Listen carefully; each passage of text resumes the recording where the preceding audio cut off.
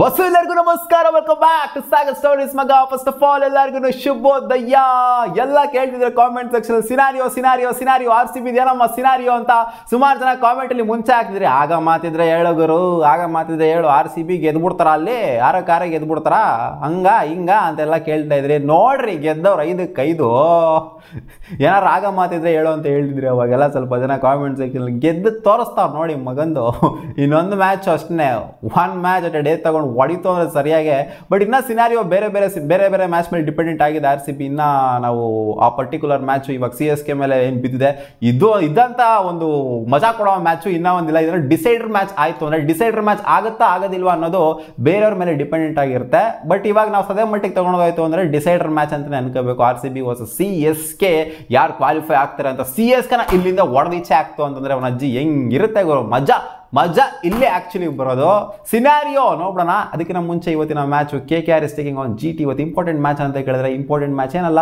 K K R already qualify ಆಗಿದ್ದಾರೆ, ಅವರು top of the ಟೇಬಲಲ್ಲೇ ಇರೋದಕ್ಕೆ ಟ್ರೈ ಮಾಡ್ತಾರೆ. ಎಲ್ಲ ಮ್ಯಾಚ್ನೂ ಸಹ ಗೆದ್ಬಿಟ್ಟು, ಈ ಕಡೆ ಜಿ ಟಿ ಅವರು ಕೂಡ ಲಾಸ್ಟ್ ಮ್ಯಾಚ್ ಚೆನ್ನಾಗಿ ಆಡಿರೋದ್ರಿಂದ ಅವರು ಇನ್ನೊಂದು ಮ್ಯಾಚ್ ಗೆದ್ಬಿಟ್ಟು ಟೂರ್ನಮೆಂಟ್ನ ಚೆನ್ನಾಗಿ ಎಂಡ್ ಮಾಡೋಣ ಅನ್ನೋ ಥರ ನೋಡ್ತಾ ಇರ್ತಾರೆ. ಜಿ ಟಿಗೆ ಇದು 13ನೇ ಮ್ಯಾಚು. ಅವ್ರು 2-2 ಗೆದ್ರೂ ಸಹ ಕ್ವಾಲಿಫೈ ಆಗೋದಿಲ್ಲ. ಯಾಕಂದರೆ ರನ್ ರೇಟು ಸಿಕ್ಕಾಪಟ್ಟೆ ನೆಗೆಟಿವ್ ಇರೋದ್ರಿಂದ ಸಿ ಎಸ್ ಕೆದು ಬೆಟರ್ ಆಗಿದೆ ರನ್ ರೇಟು, ಎಸ್ ಆರ್ ಎಸ್ದು ಬೆಟರ್ ಆಗಿದೆ ರನ್ ರೇಟು. ಸೊ ಅದರಿಂದ ಇವರು ಸಿಕ್ಕಾಪಟ್ಟೆ ನೆಗೆಟಿವ್ ಇರೋದನ್ನ ನೋಡಿ ರನ್ ರೇಟ್ ಅವರಿಗೆ ಒಂಥರ ನೆಗೆಟಿವ್ ಆಯಿತು ಅಂತ ಹೇಳಬೇಕು ಜಿ ಟಿ ಅವರಿಗೆ.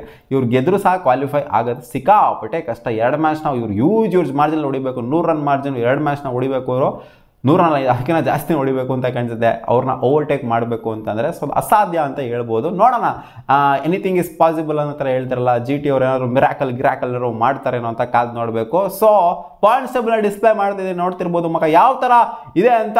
ಸಿನಾರಿಯೋ ಆರ್ ಸಿ ಬಿ ಆ್ಯಂಗಲಿಂದ ಮಾತ್ರ ಮಾತಾಡೋಣ.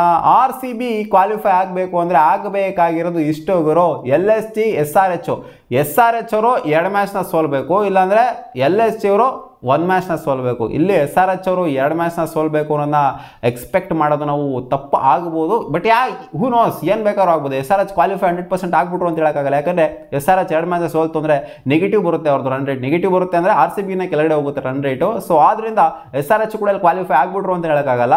ಆಮೇಲೆ ಎಲ್ ಎಸ್ ಸಿ 2 ಮ್ಯಾಚ್ ಗೆಲ್ಲಬೇಕು. 2 ಮ್ಯಾಚ್ನ ಗೆಲ್ತು ಅಂದರೆ ಅವರು ಕೂಡ ಕ್ವಾಲಿಫೈ ಆಗುವಂಥ ಸಿನಾರಿಯೋ. 2 ಗೆಲ್ತವ್ರೆ ಪಕ್ಕ ಕ್ವಾಲಿಫೈ ಆಗ್ತಾರೆ. ಯಾಕಂದರೆ ಅವ್ರು ರನ್ ರೇಟಲ್ಲಿ ಮ್ಯಾಟ್ರಿಗೆ ಬರೋದಿಲ್ಲ. 8 ಮ್ಯಾಚ್ನ ಗೆದ್ರೆ ನನ್ನ ಪ್ರಕಾರ ಇಲ್ಲಿ 100% ಕ್ವಾಲಿಫೈ ಆಗುವಂಥ ಚಾನ್ಸಸ್ ಇದೆ.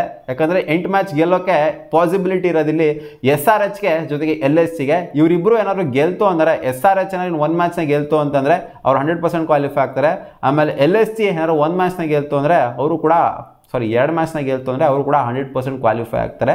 ಸೊ ಅವಾಗ ಆರ್ ಸಿ ಬಿ ಮತ್ತು ಸಿ ಎಸ್ ಗೆ ಮುಚ್ಕೊಂಡು ಕೆಳಗಡೆ ಬರಬೇಕಷ್ಟೇ. ಆರ್ ಸಿ ಬಿನೂ ಕ್ವಾಲಿಫೈ ಆಗಲ್ಲ, ಸಿ ಎಸ್ ಗೂ ಕ್ವಾಲಿಫೈ ಆಗಲ್ಲ. ಆರ್ ಸಿ ಬಿ ಮತ್ತು ಸಿ ಎಸ್ ಗೆ ಇಬ್ರು ಸಹ ಕ್ವಾಲಿಫೈ ಆಗ್ತಾರ ಅಂತ ಕೇಳಿದ್ರೆ ಆರ್ ಸಿ ಬಿ ಮತ್ತು ಸಿ ಎಸ್ ಗೆ ಎಸ್ ಆಗ್ಬೋದು. ಸನ್ರೈಸರ್ಸ್ 2-2 ಸೋಲ್ತು ಅಂತ ಅಂದರೆ ಇಲ್ಲಿ ಏನಾದರೂ ಎಲ್ ಎಸ್ ಟಿ ಅವರು 1 ಮ್ಯಾಚ್ನ ಸೋಲ್ತು ಅಂದರೆ ಅವಾಗ ಸಿನಾರಿಯೋ ಬರುತ್ತೆ.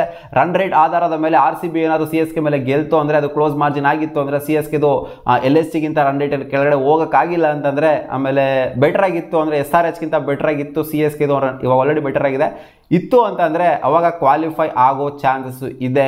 ನೋಡೋಣ ಏನಾಗುತ್ತೆ ಅಂತ. R C B versus C S K eliminator ಬಂದರೂ ಬರ್ಬೋದು. Miracles do happen. ಇಲ್ಲಿ ಆರ್ ಸಿ ಬಿ ಕ್ವಾಲಿಫೈ ಆಗೋದೇ ಒಂದು ಡೌಟು. ಅದರಲ್ಲಿ ನೀನು ಸಿ ಎಸ್ ಕೆನೂ ಕ್ವಾಲಿಫೈ ಮಾಡಿಸ್, ಆರ್ ಸಿ ಬಿನೂ ಕ್ವಾಲಿಫೈ ಮಾಡಿಸ್ಬೇಕು ಅನ್ಕೊಂಡು ಅಂತ ಕನಸು ಕಾಣ್ತಿದೆಯಲ್ಲ ಗುರು ನೀನು ಅಂತ ಹೇಳ್ಬೋದು. ಯಾಕಂದರೆ ನಾವು R C B versus C S K ಪದೇ ನೋಡೋದಕ್ಕೆ ಇಷ್ಟಪಡ್ತೀವಲ್ಲ, ಅದಕ್ಕೆ ಹೇಳ್ತಾ ಇರೋದು. So R C B versus C S K ಆದರೂ ಆಗ್ಬೋದು. ಎಲಿಮಿನೇಟರಲ್ಲಿ ಪಾಸಿಬಿಲಿಟಿ ಅಂತೂ ಇದೆ. ಆಮೇಲೆ ಮೇಯ್ನ್ ಆಗಿರೋದಿಲ್ಲ ಎಸ್ ಆರ್ ಎಚ್ ಅವರು. ಎಸ್ ಆರ್ ಎಚ್ ಸಿಕ್ಕಾಪಟ್ಟೆ ಮುಂದೆ ಇದ್ದಾರೆ. ಅವ್ರು 1 ಮ್ಯಾಚ್ನ ಗೆಲ್ತು ಅಂದರೆ ಸಾಕು, ಆರಾಮಾಗಿ ಕ್ವಾಲಿಫೈ ಆಗೋಗ್ಬಿಡ್ತಾರೆ. ಆಮೇಲೆ ಒಂದು ಸ್ಲಾಟು ಒಂಥರ ಲಾಕ್ ಆದಂಗೆ ಇರುತ್ತೆ. ಆಮೇಲೆ ಏನೇ ಹೊಡೆದಾಡಿದ್ರು ಕೂಡ 4ನೇ ಪೊಸಿಷನ್ಗೆ ಹೊಡೆದಾಡಬೇಕಾಗತ್ತೆ. ಅಂದರೆ 1 ಪೊಸಿಷನ್ಗೆ ಮಾತ್ರ ಹೊಡೆದಾಡಬೇಕಾಗತ್ತೆ. ಆ ಪೊಸಿಷನಲ್ಲಿ ಯಾರು ಕೂತ್ಕೊಂತಾರೆ ಇವಾಗ ಕ್ಯೂರಿಯಸ್ ಆಗಿ ಎಲ್ಲರೂ ವೆಯ್ಟ್ ಮಾಡ್ತಾರೆ. D C out of the tournament ಅಂತ ಕೇಳಿದ್ರೆ ಎಲ್ಲ ಔಟ್ ಆಫ್ ದ ಟೂರ್ನಮೆಂಟಲ್ಲಿ ಹಂಗೆ ನೋಡೋಕೆ ಯಾರೂ ಆಗಿಲ್ಲ. ಜಿ ಟಿ ವರ್ಗೂ ಕೂಡ ಯಾರು ಔಟ್ ಆಫ್ ದ ಟೂರ್ನಮೆಂಟ್ ಆಗಿಲ್ಲ. ಬಟ್ ಲಾಜಿಕಲಿ ನಾವು ಪ್ರಾಕ್ಟಿಕಲಿ ನೋಡ್ತು ಅಂತಂದರೆ ಔಟ್ ಆಫ್ ದ ಟೂರ್ನಮೆಂಟ್ ಆಗಿರೋರು ಜಿ ಟಿ ಅವರು ಒಂಥರ ಒಂದು ರೇಂಜಿಗೆ ಔಟ್ ಆಫ್ ದ ಟೂರ್ನಮೆಂಟ್ ಆಗಿದ್ದಾರೆ. ಡಿ ಸಿ ಅವರು ಕೂಡ ಒಂದು ರೇಂಜಿಗೆ ಔಟ್ ಆಫ್ ದ ಟೂರ್ನಮೆಂಟ್ ಆಗಿದ್ದಾರೆ. ಯಾಕಂದರೆ 1ನೇ ಮ್ಯಾಚ್ ಇರೋದು, 1ನೇ ಮ್ಯಾಚಲ್ಲಿ ಇವರು ರನ್ ರೇಟ್ನೆಲ್ಲ ಬೂಸ್ಟ್ ಮಾಡೋದು ನನಗೆ ನಾವು ಸಿಕ್ಕಾಪಟ್ಟೆ ಡೌಟು. ಸೊ ಅದರಿಂದ ಅವರು ಒಂಥರ ಔಟ್ ಆಫ್ ದ ಟೂರ್ನಮೆಂಟ್ ಅಂತ ಹೇಳ್ಬೇಕು. ಬಟ್ ನೆಗ್ಲೆಕ್ಟ್ ಅಂತೂ ಮಾಡೋಕ್ಕಾಗಲ್ಲ. ಮಿರಾಕಲ್ಸ್ ಡೂ ಹ್ಯಾಪನ್ ಅಂತ ಹೇಳೋ ಹಾಗೆ ಏನು ಬೇಕಾದರೂ ಆಗ್ಬೋದು. ಬಟ್ ನಮ್ಮ ಆರ್ ಸಿ ಬಿಗೆ ಬೇಕಾಗಿರೋದು ಇಷ್ಟೇ, ಎಲ್ ಎಸ್ ಟಿ ಅವರು 1 ಮ್ಯಾಚ್ನ ಸೋಲ್ಬೇಕು, ಮತ್ತು ಸಿ ಎಸ್ ಕೆ ಅವರು ನಮ್ಮ ಮೇಲೆ ಸೋಲ್ಬೇಕು. ಆ ಮಾರ್ಜಿನ್ ಏನಿದೆ, ಆ ಮಾರ್ಜಿನ್ ಎಲ್ಲರೂ ಕೇಳ್ತಿರೋದು. ಸಿ ಎಸ್ ಕೆ ಮೇಲೆ ಎಷ್ಟೊಂದು ಮಾರ್ಜಿನಲ್ಲಿ ಗೆಲ್ಲಬೇಕು ಸೋಲ್ಬೇಕು ಅನ್ನೋ ಹತ್ರ ಎಲ್ಲ ಕೇಳ್ತಿದ್ದೀರಲ್ಲ, RCB CSK ಮೇಲೆ 20 ರನ್ನಿಂದ ಗೆಲ್ಲಬೇಕು ಗುರು, 19ಕ್ಕಿಂತ ಜಾಸ್ತಿ ರನ್ನಿಂದ ಗೆಲ್ಲಬೇಕು, ಅಥವಾ 18.1 ಓವರ್ ಒಳಗಡೆ ಸ್ಕೋರ್ನ ಹೊಡಿಬೇಕು. ಅವ್ರೇನು ಟಾರ್ಗೆಟ್ ಕೊಟ್ಟಿರ್ತಾರೆ 18.1 ಓವರ್ ಒಳಗಡೆ ಹೊಡೆದ್ಬಿಟ್ಟು ಮುಗಿಸ್ಬೇಕು. ನೋಡೋಣ ಅದು ಏನಾಗುತ್ತೆ ಅಂತ. ಸೊ ಈ ಪರ್ಮ್ಯೂಟೇಷನ್ ಕಾಂಬಿನೇಷನ್ ಇದೆಲ್ಲ ಏನು ಪ್ರಾಬಬಿಲಿಟಿ ಚಾನ್ಸಸ್ ಎಲ್ಲ ನಾವು ಹೇಳ್ತಿದ್ದೀವಿ, ಲೆಕ್ಕಾಚಾರ ಹಾಕಿದ್ವಿ RCB ವರ್ಸಸ್ CSK ಮ್ಯಾಚ್ ಬಗ್ಗೆ. So RCB versus CSK match ಇನ್ನೂ ಸಿಕ್ಕಾಪಟ್ಟೆ ದೂರ ಇದೆ. ಅದಕ್ಕಿಂತ ಮುಂಚೆ ಈ ಲೆಕ್ಕಾಚಾರಗಳು ನೋಡ್ಕೋಬೇಕು ನಾವು. SRH ಅವ್ರಿಗೆ ಹೇಳ್ತಾರೆ ಅನ್ನೋದು, ಜೊತೆಗೆ LSC ಅವ್ರಿಗೆ ಹೇಳ್ತಾರೆ ಅನ್ನೋದು, ಈ ಲೆಕ್ಕಾಚಾರ ನೋಡ್ಕೊಂತು ಅಂದರೆ ಅಲ್ಲಿ ನಾವು ರನ್ ರೇಟ್ನ ಲೆಕ್ಕಾಚಾರ ಹಾಕ್ಬೋದು. ಬಟ್ ಇವರೇ ಇಲ್ಲಿ 2-2 ಗೆದ್ಬಿಟ್ರು ಅಂದರೆ, ಇಲ್ಲಿ LSC 2 ಮ್ಯಾಚ್ ಗೆದ್ಬಿಟ್ರು ಅಂತಂದರೆ, ಆಮೇಲೆ SRH 2-2 ಗೆದ್ಬಿಟ್ರು ಅಂತಂದರೆ RCBನೂ CSCನಲ್ಲಿ ಇರಲ್ಲ, ಆಮೇಲೆ CSKನೂ ಸೀನಲ್ಲ, ಅದೊಂದು ಡೆಡ್ ರಬ್ಬರ್ ಮ್ಯಾಚ್ ಆಗೋಗ್ಬಿಡುತ್ತೆ. ಸೊ ಆ ಥರ ಆಗದೆ ಇರಲಿ, ಅದೇ ಮಾರ್ಜಿನ್ ಕೇಳಿದಿಲ್ಲ 20 ರನ್ ಅಂತ ಅನ್ಕೊಳ್ಳಿ, 20 ರನ್ ಜೊತೆಗೆ 18.1 ಓವರ್ 18 ಓವರ್ ಅಂತ ಅನ್ಕೊಳ್ಳಿ, ಅದರೊಳಗಡೆ ಹೊಡೆದ್ರೆ RCB ಕ್ವಾಲಿಫೈ ಆಗುತ್ತೆ. CSK ಅವರ ರನ್ ರೇಟ್ನ ಬೀಟ್ ಮಾಡ್ದಂಗೆ ಇರುತ್ತೆ. CSK ಅವ್ರದ್ದು 0.528 ಇದೆ, RCBದು 387 ಇದೆ. ನೋಡೋಣ ಅದೇನಾಗುತ್ತೆ ಅಂತ. ಹೋಪ್ ಫಾರ್ ದ ಬೆಸ್ಟ್ ಅಷ್ಟೇ, ಏನು ಬೇಕಾದ್ರೂ ಆಗ್ಬೋದು. ನಾನು ಹೇಳ್ಕೊಂಡೆ ಬಂದಿದ್ದು ಮಿರಾಕಲ್ಸ್ ಡೂ ಹ್ಯಾಪನ್ ಅಂತ. RCB ಪರವಾಗಿ ಆ ಮಿರಾಕಲ್ ಆದರೆ ಸಾಕು ಅಂತ ಹೇಳ್ಬೇಕಷ್ಟು. ನೋಡೋಣ ಏನಾಗುತ್ತೆ ಅಂತ. ನಿಮಗೇನು ಅನಿಸ್ತಿದೆ? RCB ಕ್ವಾಲಿಫೈ ಆಗುತ್ತೆ ಅನಿಸ್ತಿದೆಯಾ, ಆಗೋದಿಲ್ಲ ಅಂತ ಅನಿಸ್ತಿದೆಯಾ? ಕಾಮೆಂಟಲ್ಲಿ ಹಾಕಿ. ಸಿಗೋಣ, ಬಾಬಾ.